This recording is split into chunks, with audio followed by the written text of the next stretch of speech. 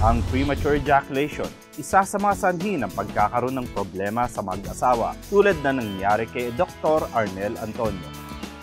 Bigla akong naramdaman na parang hindi na yung dati. Parang hindi na rin satisfied si Mrs. Una ba akong mga satisfied, siya kuminsan, parang nagdadabog. Saka parang nadibago siya. Napagdudahan pa nga ako. Dahil nais ni Dr. Antonio na maisalba pa ang pagmamahalan nilang mag-asawa, kusang binago ni Dr. Antonio ang kanyang lifestyle at nakakuha siya ng tulong sa Robust Dietary Supplement. Nung sinubukan ko yung Robust Supplement na ito, naging maganda na ang namin ni Mrs. ko. Yung dati mga pagdududa niya, nawala. So, naniwala siya sa akin. May pagseselosa na iba, bakit daw naging gano'n nung nag-iba na yung ano ko. Nung bumalik yon, naniwala sa akin, saka parang bumalik kami siya dati. Na ibig sabihin, nung mga bata-bata pa ako, hindi pa ako naka-experience ng mga ganyang naging problem ko nga, na premature ejaculation, naging normal na ang lahat sa akin.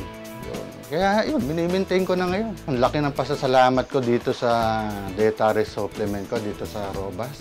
Naging masaya yung pamilya namin ulit. Kaya itong Robust Dietary Supplement na ito, malaking pasasalamat ko dito. Kaya sa Robust Dietary Supplement, malaking pasasalamat ko dito eh.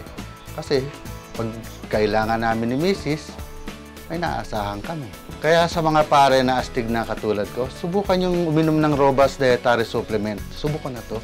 Dahil sa mga pagbabagong ginawa ni Dr. Antonio, bumalik ang sigla ng pagsasamahan at pagmamahalan ng mag-asawa. At dahil na rin sa kanyang lakas ng loob na humingi ng tulong sa kanyang medical condition, nagawan ng solusyon ito sa pamamagitan ng Robust Dietary Supplement. Ang mga kaso na tulad na nangyari kay Dr. Arnel Antonio ay di dapat natin tinatago na lang sa ating sarili. Mabuti nang atin aminin ito at ilabas para mas matulungan tayo ng Robust Dietary Supplement.